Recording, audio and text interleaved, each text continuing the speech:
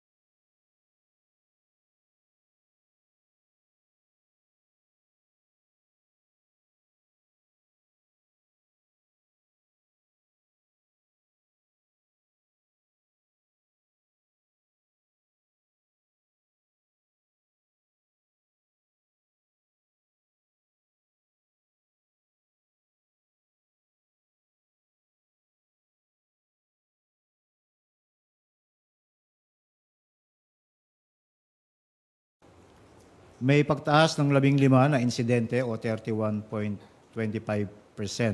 mula sa 48 na insidente nung nakaraang 2023 Barangay Sangguniang Kabataang Election hanggang 63 na insidente ngayong 2025. At para po sa money update, mayroong pagtaas ng isang insidente o 100% mula sa isang insidente nung nakaraang 2023 BSKE hanggang 2 insidente ngayong 2025 national and local elections.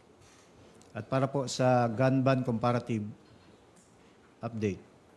Sa ating gun ban accomplishment sa comparative data, ang total number of persons arrested ay tumaas po ito na 1,858 o 72.14%. Doon naman po sa ating total number of firearms confiscated, tumaas din po ito ng 1,144 o 54.86%. Ito ay dahil sa mas pinaigting natin na kampanya sa election gun ban. Ang mga hakbang na ito ay alisunod na rin sa direktiba ni Pangulong Ferdinand R. Marcos Jr. na patatagin ang regulasyon sa baril at tiyakin ang mga responsabling individual lamang ay may perbalihiyong may-ari nito. At para po sa ating validated election-related incidents, 2023 versus 2025. Kung matatandaan po ninyo, sa 46 na validated election-related incidents noong May 12, nadagdagan na po ito ng 25. And as of May 15, 2025, meron na pong naitalang 74 na insidente. Kung ikukumpara po natin ito sa 2023 BSKE, ito po ay bumaba ng 29.52% o ng 31 insidente. Nananatili pong shooting incident ang may pinakamataas na insidenteng naitala, umabot po ng 27. As to the case status of the 74 validated election-related incidents, ongoing investigation ay 55, ang for filing po natin ay siyam, solved is 1, case filed is 6, case dismissed 2, and amicably settled is 1. At para po sa ating election-related incidents as of May 15 data.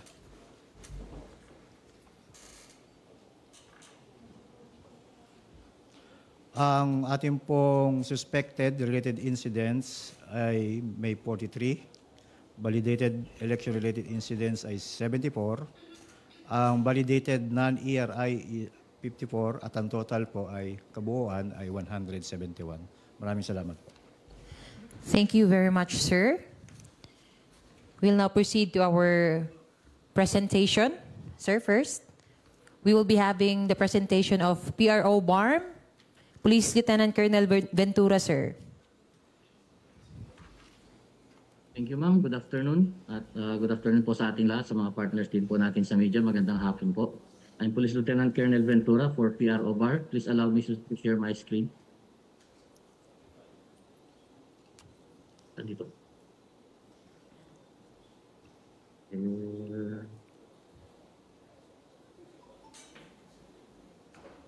Ito. Sir, nakikita po ba? Yes, sir. Thank you po. So, good afternoon once again. Ito po yung latest update po natin as of May 14, 2025 for the Police Regional Office Bangsamoro Autonomous Region national and local election updates. So, the sequence of my presentation is as shown. We have the general statement, our observations and challenges, and of course, our best practice na ginawa po dito sa BARM. So, for the general statement po, the PROBAR, under the leadership of Police Brigadier General Romeo Macapas, successfully delivered a generally peaceful and orderly national and local elections 2025. It did not lower its heightened alert status and continued to intensify its security operations to maintain peace and order during NLE. Our RD led the region-wide security monitoring effort while ensuring a swift coordination with the AFP, COMELEC, and other partner agencies. So since naka 100% naman na po tayo sa ating election monitoring sa ginawa natin noong May 12, nagkaroon man po ng mga incidents and delays, naging successful naman po. At isa po sa mga binabantayan po namin dito sa region ng BARMM yung possible na mga actions na gagawin ng mga natalong partido o mga candidates. So isa po yan sa minomonitor po natin.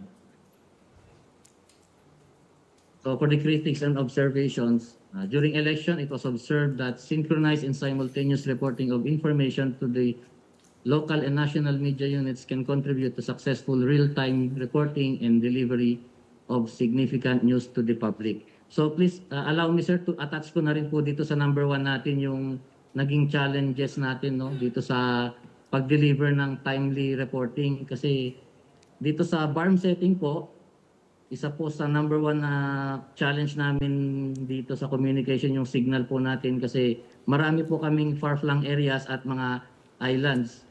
So it greatly affected our timeliness pagdating po sa reporting, even sa pag-update po ng database o yung monitoring po natin sa REMAC. So kailangan mag-refresh, ganyan. Then sinasabayan din po ng mga other means of communication na ginagawa namin para siguraduhin namin tama po yung nakikita namin dito. So yun po yung naging isang cost po kung minsan nadidelay po kami sa pagbibigay ng mga updates compared to other regions po. So yung timeliness sometimes kasi naapektuhan yung sa accuracy kasi yung simultaneous din po ng mga tawag na ongoing po yung session natin dito sa Zoom. Then meron po tayong mga other local medias dito sa area na gusto rin humingi ng detalye. Hindi po natin na-address on time. That's why humingi po kami ng konting dispensa po sa kanila kasi especially nung time na mga 9 o'clock onwards, tanghali, na nasa peak po tayo kasi that time delayed po yung sa Dato Udin. So isa po yan sa hinihingan nila ng update while ongoing po yung ating mga sessions dito sa update po natin dyan. So it is also observed that ROC or Regional Operations Center, our Regional Operations Division, REMAC, and Regional Media Action Center should be stationed, kung po pwede sir, should be stationed in one base command center for a swift transfer and appreciation of information coming from the ground. Kasi po, before din po ako mag-feed dyan ng updates na dapat namin ibigay, I always say to it na ito po rin po yung data na ibibigay ng monitoring po ng ating ROC or ng ating R3 dyan po sa DO. So tinatabihan ko po talaga kung sino man po yung Chief REMAC at ng ating Chief ROD kasi sa sitwasyon namin po dito sa BARM, malayo po yung building na pinag-establishan namin ng Media Action Center kasi crowded na po sila sa REMAC at ROD. Masikip na po doon at doon din po nila in-accommodate yung iba pong agencies at mga units na nagkakaroon din po ng sarili nilang monitoring ng tungkol dito sa election. Andyan po yung monitoring ng Coast Guard, may mga representatives from NICA, APC Western Mindanao and others. So crowded po talaga doon. That's why kung meron po tayong session dito sa Zoom, naghahanap po ako ng ibang opisina para hindi rin po maka-istorbo doon at hindi rin po ako ma-istorbo sa side ko, sir. Tapos, yan, a standard template for all media briefings should be established kung po pwede po. That will be used by the pros kasi iba-iba po yung volume kasi ng pasok ng incident, especially din po sa amin. Doon po kasi talaga ako nahirapan sa yung pagkakasabay-sabay lang po. Hindi po ako nakakasabay madalas sa reporting ng ibang pro kasi dahil din po sa challenge sa communication signal, may mga belated reports po kami pumapasok. So hindi ko po na siya naayos sa sequence kasi may hinahabol din po tayong compliance. But nevertheless, naayos naman po with your help at ng help ng ating REMAC at ROD, nag-a-assist po kami sa isa't isa para lang po ma-comply on time yung mga requirements po na hinihingi po natin dyan. Then, of course, para po meron po kasi kaming ginawang in-establish na teaming, meron po kaming iniwan ng mga ITs and writers na nandun lang po sa Media Action Center natin. So sa sitwasyon po namin kasi since malayo siya, ako lang po yung nag-iikot dun sa taas, binabato ko lang po yung mga pang-PR namin o kung ano man po yung kailangan i-post natin sa Facebook kung kinakailangan, sir. So ganun po yung naging game plan namin so far. Naging effective naman po. Ang pinaka naging kalaban lang po namin dito is yung oras kasi po nagkakasabay-sabay po talaga. So gusto man po natin i-accommodate lahat, hindi po natin nakaya. So hapon ko na po na-entertain yung ibang mga tawag, sir, nung medyo humupa na yung pasok ng mga tawag, sir. So inisa-isa ko na lang po. So sa best practice po, ito po yung ginawa namin. We composed 2 teams kasi sa ating Regional Media Action Center. Isang team composed of 2 writers and 2 ITs and 2 communication support personnel dito po sa office. At nagkaroon po kami ng separate team for the regional director. Yan po yung kasama niya nag-ikot during the day. 2 photographers and 1 writer. Then sila po yung nagbabato ng info sa amin for our PRs, mga ganyan, infographics, whatsoever. Then, Sir RPIO, sir, we are requesting to wrap up your presentation, sir. Thank Yes, you. so yun lang po, ma'am. Connected naman na po siya dito, ma'am. Nasabi ko na rin po kanina.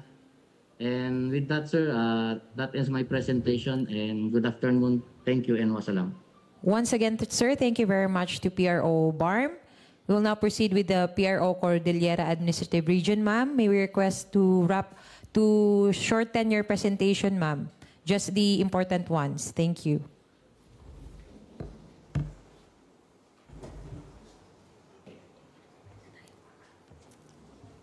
Good afternoon, sirs and madams. Please allow me to share my screen. That's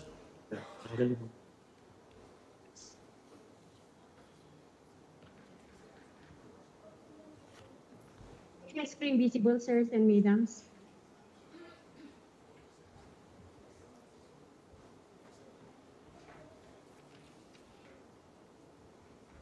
I'll proceed, sirs. Go ahead, ma'am. Okay. So yes po, from the Police Regional Office Cordillera Administrative Region, I would like to present our critiques and best practices and also our general assessment. Okay, for our assessment, the election in the Cordillera region is generally peaceful, except in Abra, where there were shooting and other incidents, but which were addressed properly by the security forces. The PNP and the Army personnel, in partnership with the community, the LGU and other NGOs, GAs, and likewise the media, contributed in stabilizing the situation, leading to a peaceful, orderly, and successful election. The key is the security plan that was prepared, the leadership and crime prevention efforts of the security forces, and the partnership and collaboration with all the stakeholders.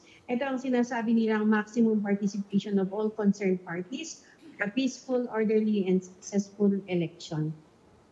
So for our issues and challenges encountered, we know that our terrain here in the Cordillera is medyo mountainous. So one of the issues is the distance and road conditions. Going to some voting centers causing additional burden and risk in the delivery of election paraphernalia.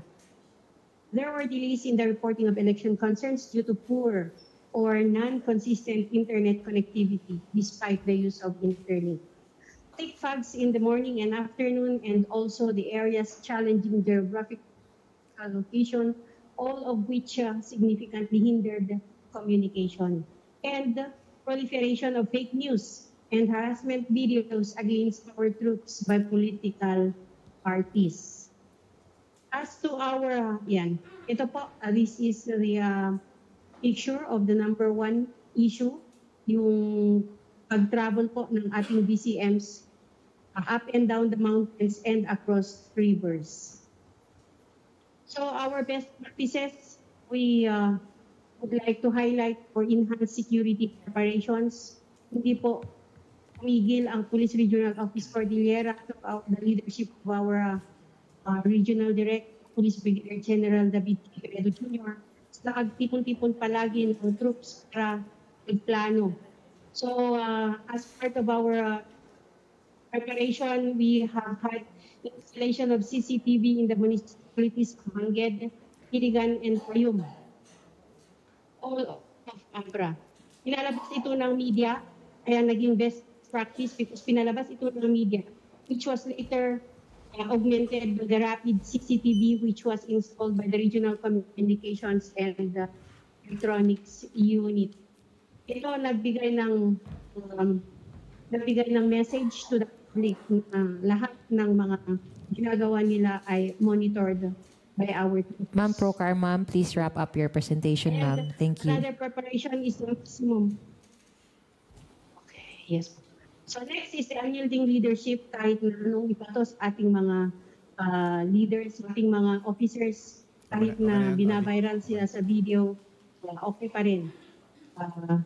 Hindi sila nag-yield sa kanilang leadership kasi kung mag-yield ang leaders, magiging yung ating mga top. Another is the close collaboration with other concerned agencies, stakeholders, and the media. Tuloy-tuloy po ang kapihan palagi and the coordinating meeting with our partners. And activation of cyber patrollers to combat fake news and fake viral videos. Okay po. So lessons learned, effective interagency coordination, advanced planning and deployment, use of technology, and intensive community engagement. Yun po, sir, that would end my presentation. Thank you very much, ma'am. PRO Car. We shall now proceed to our question and answer. First, we will be having Sir June Veneracion from GMA 7, sir.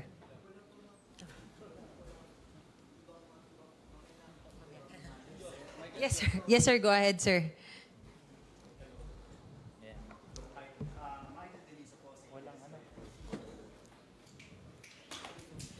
First question will be from Sir Michael Deliso of ABS. Go ahead, sir.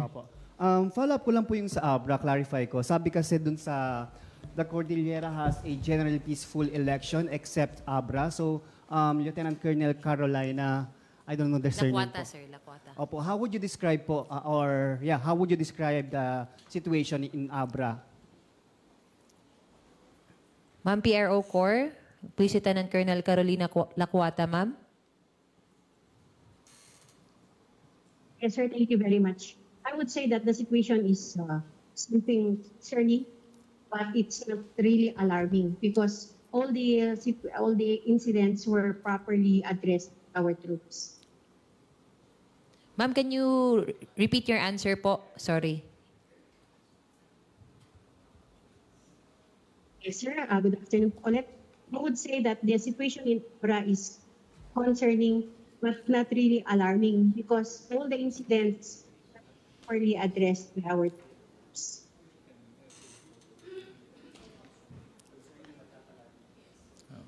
Yes, as she mentioned, concerning but not alarming, sir. Thank you very much.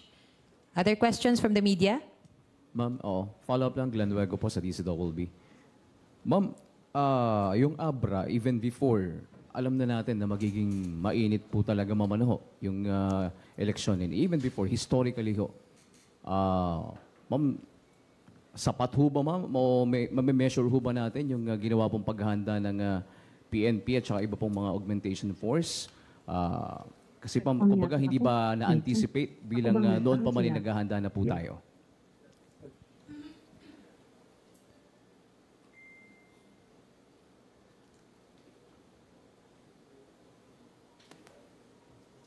Ano yata ako?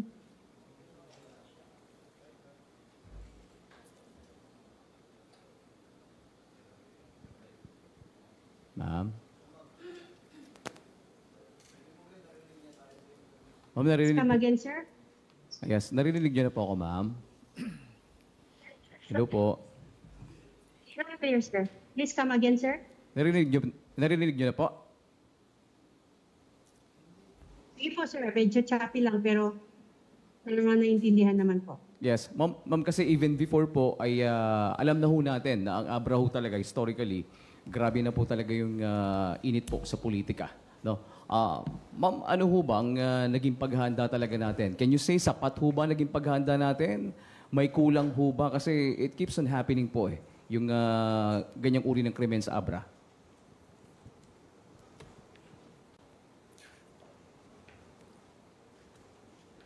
Hello. Yes. I would say that okay naman po yung ating paghahanda dahil kung mapansin po natin, wala pong unsolved na kaso sa mga nangyari sa Abra. Kaya masasabi po nating okay naman po ang ating preparation.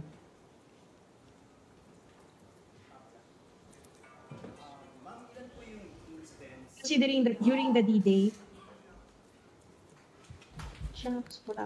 Yes, ma'am. Another question po, ma'am, from our media. Ma'am, ilan po yung incidents na nangyari sa Abra? Ilan yung total ERIs sa Abra at noong election day itself po noong May 12?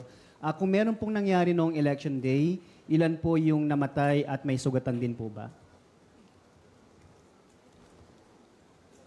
Yes po. As a total, no, we have 13 election-related incidents in Abra. During the D-Day, we have three incidents. Isang mauling sa Tinig, isang violation of COMELEC resolution in Tayum, and shooting in Bangged. Mauling in Tinig, this is for direct filing because considering the distance, hindi po nakababa kaagad yung victim para magreklamo sa police station, although alam naman ng ating kapulisan dahil sila naman ang nag-pacify dun sa gulo. Pero considering the distance, 4 hours drive, umulan pa nung hapon na yun, hindi na nakapunta yung victim sa police station. But follow-up coordination with the victim, sabi niya, he will be filing directly his complaint through his lawyer. Okay. Next po, violation of COMELEC resolution. Ito po ay nangyari doon sa Tayum. Yan. So, the COMELEC Abra is already investigating the election board and the poll watchers who were involved in the shading of ballots. And for the shooting in Bangged, this was, investigation showed that this was an accidental firing.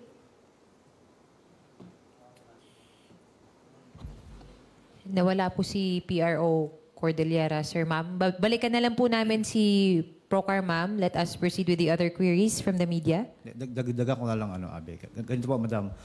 Sir, yung kabuuan ng datos natin ng election areas of concern o yung EAC natin, kung mapapansin po ninyo, ito ay umabot na ng 370.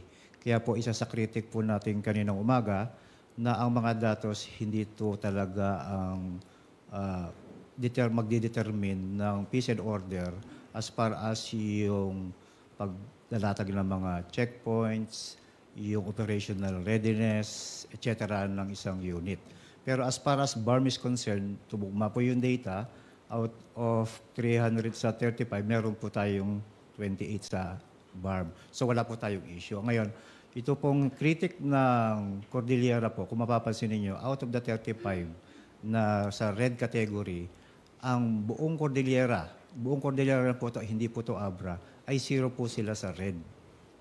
At pagdating po sa orange, meron silang 3, Buong region na po ito at sa yellow merong 6. Ibig sabihin po nito, nung 2024 last quarter, binalidate po yung data ng mga red-orange nung first quarter. Lumalabas po na ang unang insidente po nila na election-related incident ay nangyari noong February. At sa investigation po nila, base po sa critic kanina, na yung mga succeeding incidents po na nangyari, ito po ay yung pa po ay gantihan po pala ng mga nangyari ng insidente noong February. Kaya po, sinasabi po dito na kapag nagkaroon po ng Regional Security Control Center, na kapag po nag-validate is dapat po seriously and religiously pag-aralan yung mga data ng kahit isang insidente na kung saan nangyari noong February at nasundan ng mga ilang insidente na yung pala ito ay nag-chain reaction po sa mga insidente. Kaya mahalagang pag-aralan as a way forward yung mga datos po ng election areas concern po. Thank you. Thank you very much, sir. Other media queries po? Yes, Sir Alfred, go ahead. Good afternoon, sir. Yes, sir. Sir, yung critic lang, sinabi nung Probar sa Cordillera, anong ginagawa natin yung problem on communications? Kasi ngayon lang na-experience natin, hirap po yung transmission ng signal, lalo na sa election day. Palagi na pong concern yan, sir. Apo, ang nabanggit po ang guidance po ng ating TDCA po kanina, dahil sa tagal ng preparations po natin para dito sa midterm na NLE, dapat po hindi na po naging isang problema yung communications po natin dito sa Probar. Bagamat tanggapin po natin hindi, ito po yung isa sa number 1 problem po nila. Ang isa po sa sinaya nila doon, Sir Alfred, kanina na legit po na problema, yung pong ating 3,600 na dineploy sa Probarm as SEB po natin, meron daw po kasing restrictions galing sa COMELEC na kung saan nangangailangan sila ng additional support po sana sa deployment, halimbawa sa Datu Odin Sinswat, dahil sa restrictions po ng COMELEC ay hindi po sila magamit as security o dagdag na officers po sa polling precinct kasi sabi, exclusively SEB lang po sila dapat. So yun po yung way forward natin sa October na yung mga ating SEB hindi lang dapat maging exclusive na as SEB, kundi pwede rin po silang i-deploy as security officers din po. Thank you. Thank you very much, sir. Sir Mar? Sir? Yes, sir, go Sir, ahead. sa deaths lang po pala, ilan na po yung deaths natin? And sa mismong araw din po ng election, kung meron po? Ibigay po namin sa inyo yung data, Sir, pagkaan pa. Thank you. Last two topic natin po, kung matatandaan nyo po, nagkaroon po ng viral sa MPD. Ito po ay nangyari nung 2:00 ng hapon ng mismong araw ng eleksyon. Ito ay nangyari sa F. Manalo Street, Punta Santa Ana, Manila. Ang na-involve po na Police Non-Commissioned Officer ay isa pong miyembro ng District Intelligence Division kung saan po siya po ay may nakaalitan na Move It driver. Initially po, according po sa District Director at sa spokespo ng Manila Police District, nakasuhan po ng administrative cases, yung nasabing sarhento, nakasuhan po siya ng grave misconduct at conduct unbecoming po at kaugnay din po nito, meron po siyang kaso ng grave threat in violations po ng revised penal code ng Article 282. Kaugnay po nito, nais po natin tawagan ang PIO ng Manila Police District para po sa latest update ng kaso po. Sir, may we now call on the PIO of MPD. Please, Major Philip Pines. Yes, sir, sa ating pong TPIO, kay Colonel Randolph Joanne po. At sa lahat po ng pwedeng taga-agapan ng informasyon, isang kalmadong hapon po, ganun din po sa mga kaibigan nating mga mahaya. Apo. Major Ines, pwede yung paki-update ang ating media press corps kaugnay nung kaso na kinaharapan ng ating personnel dyan sa Manila Police District. Yes po, may kagad po tayong action dyan, sir, kung saan nga po ito pong ating personnel na ito ay nandito na po ito sa restrictive custody ng Manila Police District. At naipagharap na rin po ito ng kaukulang reklamo dito po sa kasong administratibo. At yung po kanyang criminal case ay pinag-aaralan po. Ihintay rin po natin dito yung private complainant. At kung sakaling darating po dito, aasistihan po ito ng Manila Police District. Thank you, Major Ines. Sir, any queries from our media to our Chief PIO from MPD? Yes, Ma'am Leia, go. Sir, wala bang ibang kaso na kinakaharap si Sargento bago po nangyari itong insidente? Ma'am Leia, magandang hapon po. Doon po sa aming mga kinukuha impormasyon, wala po siyang iba pang kaso, maliban lang dito po sa kinakaharap niyang kaso. Sir June, go ahead. Hello. Major Ines, magandang hapon po. June Veneracion po ng GMA7. Ano po ba yung version ng police? Ba't umabot sila sa ganung punto? Yes, Sir Jun, magandang hapon. Ako din po doon sa ating police officer, nakausap po natin siya ng personal at meron din po tayong hawak-hawak na report tungkol po dito. Ang nangyari po ito nung araw po ng eleksyon, bandang hapon po ito. Saan nga po dito po sa nabanggit na lugar, nagkaroon po sila ng pagtatalo ng isang motorista, yung ating movie rider, kung saan, according po sa account ng ating police officer, ito po ay traffic. At doon po sa lugar kung saan siya nagkaroon sila ng pagtatalo, doon po siya naka-assign. Binabantayan niya po yung dalawang eskwelahan doon sa lugar na yon. Siya po ay naka-assign po bilang covert security at naka-assign po siya sa District Intelligence Division. At kung saan nga po itong movie driver na to dahil nagmamadali po, patuloy pong kinakalampag yung kanyang top box at pilit siyang pinapausod. Pero sabi po ng pulis, hindi siya makakausod kasi meron pong truck sa harapan niya. Ganun pa rin po, pinipilit po siyang pausodin at pinagsasalita po siya ng hindi maganda. So sinabi po ng pulis natin na ako po ay pulis. Ang sabi po nitong movie driver, wala akong pakialam, kung pulis ka, umalis ka dyan sa harapan. Kaya itong ginawa po ng ating pulis ay bumaba siya at para arestuhin po itong movie driver na to kasi meron na pong violation. Ito po yung unjust fixation. At kung mapapansin po natin doon po sa video, ito po ay hindi kabuuan. At nabanggit na rin po mismo ito nung account pong mismo pong movie driver na hindi po ito kabuuan. Ganun pa man po, nakita po natin yung kagyat na action ng Manila Police District at ay pagharap na rin po natin siya ng kaukulang reklamo. Hinihintay lang po natin dito, Sir June, yung ating private complainant para dito naman po sa aspeto ng pagsasampa po ng kasong kriminal. Yes po. Major, assuming nga na ganun yung naging actuation ng movie rider, no? Pero hindi po ba sumobra naman yata yung naging reaction ng police? Nagbunot ng baril? Tama po kayo, sir. Tama po kayo dyan, Sir June. Kaya nga po palagi itong pinapaalala sa atin, yung pinakamataas na antas ng pagtitimpi o yung maximum tolerance na palagi pong sinasabi sa atin.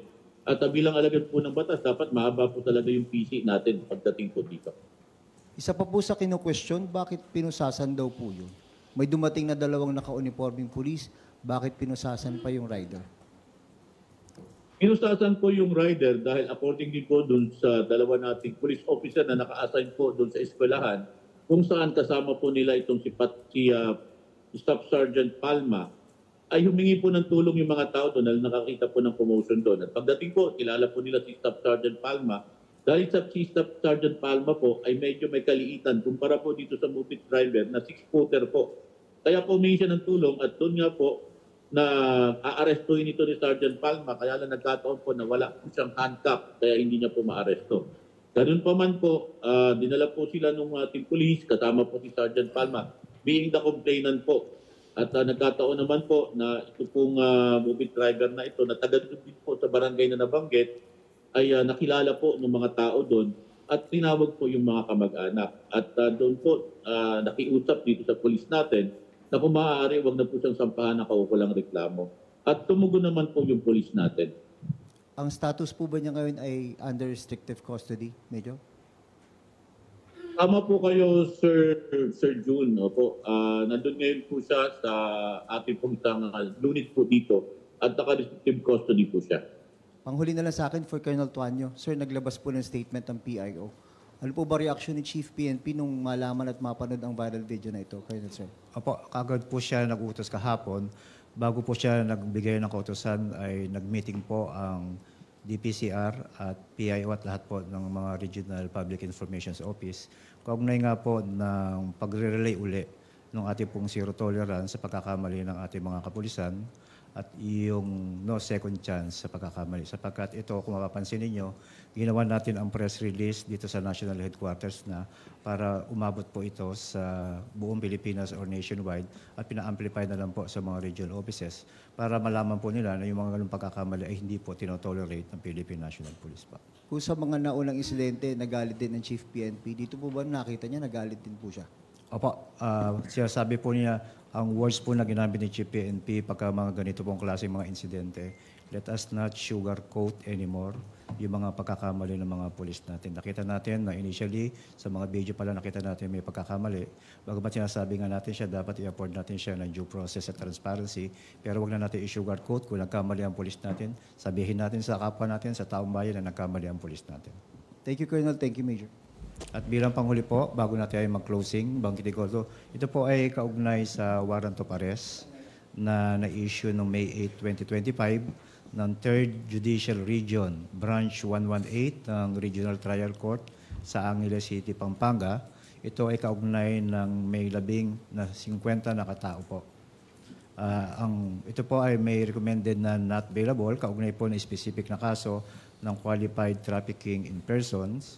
Ito po ay yung violation anti-trafficking in persons of 2003. Kaugnay po nito, ang may accused po dito na 50 katao.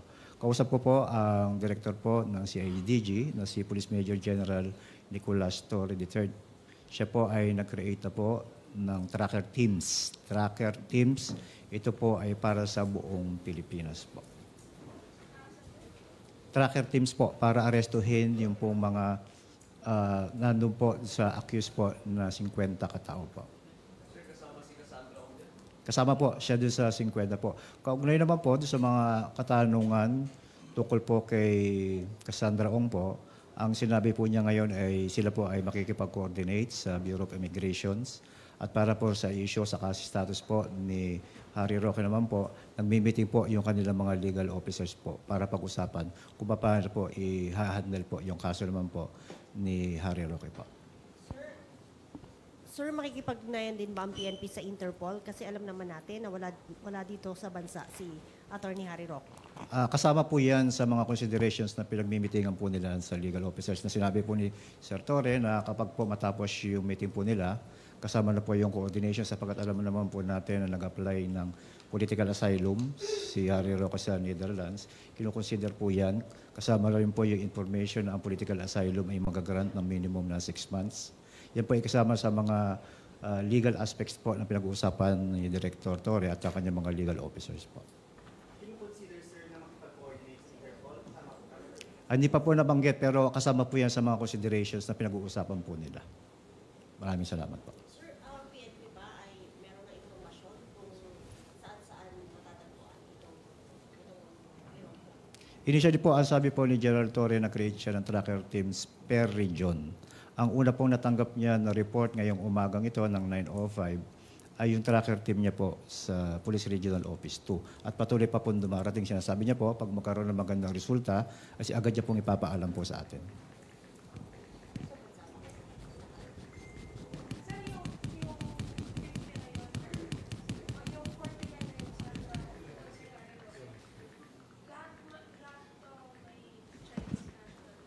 Kasali po, may mga pangalan pong Chino po. Kaya nga po, ang isa sa pinag-uusapan po nila ng legal nila ay yung immediately po, yung coordination nila sa Bureau of Immigrations po. Dahil kinukonsideran po, dahil na maaari nakalabas na po ng bansa yung iba. Sapagkat kung matatandaan po natin, si Cassandra Ong po ay na-release sa kulungan po noong December 13, 2024. Bagamat ang passport niya ho ay na-cancel pa noong August 2024, siya, kung matatandaan po natin, nakalabas pa rin po siya ng bansa. Kaya po yung immediately na ginawa po na si IDG ay yung coordination po pa sa Bureau of Immigration.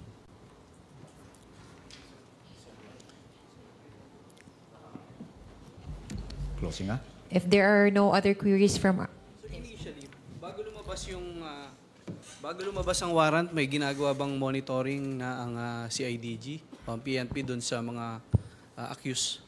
Ang sinabi lang po nila, sila po ay nag-create ng tracker team kaugnay po ng paglabas po ng warrant of arrest. Pero alam naman po natin na ang CIDG, ito po yung mga sensational cases, sila po ang numero 1 opisina ng Philippine National Police na nag-handle po sa pagtugis po ng mga wanted persons po natin.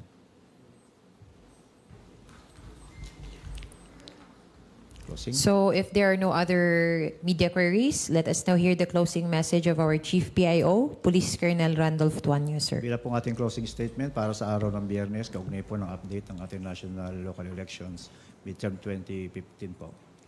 Under the directive of President Bongbong Marcos Jr. to ensure a peaceful and orderly election, your Philippine National Police has faithfully carried out this mandate. From the beginning to the end of the election period, the work of our police officers was far from easy. With over 100,000 personnel deployed across the country, we witnessed how they embraced the challenge with calm, discipline, and courage. At every checkpoint, every polling precinct, and every road they guarded, the objective was clear: to ensure a safe, orderly, and peaceful election. Yes, there were some incidents. There were challenges and criticisms. But if you look at the bigger picture, the 2025 midterm election was generally successful. We achieved our goal. People were able to vote, the voice of the people was heard, and we remain steadfast as a democracy. Now the elections are nearly over. It is time for your Philippine National Police to once again focus fully on our broader mandate as the primary enforcers of the law. Patrolling the streets, engaging with communities, and responding to crime, all while carrying the same dedication shown during the elections. The success of the election is the success of every Filipino, of every teacher, soldier, police officer, volunteer, and citizen who took part in the process. Through our collective effort, we fulfilled the mission. On behalf of our PNP Chief, Police General Romel Francisco D. Marbil, once again, thank you very much to all who helped, believe in us, and stood with us in this endeavor. PNP delivers, mission accomplished. Maraming salamat po. Once again, thank you very much to our Chief PIO, Police Colonel Randolph Tuanyo. Ladies and gentlemen, that concludes our press briefing for today. Once again, good afternoon and may God bless us all. Sir, we will be having a photo opportunity po with our Chief PIO.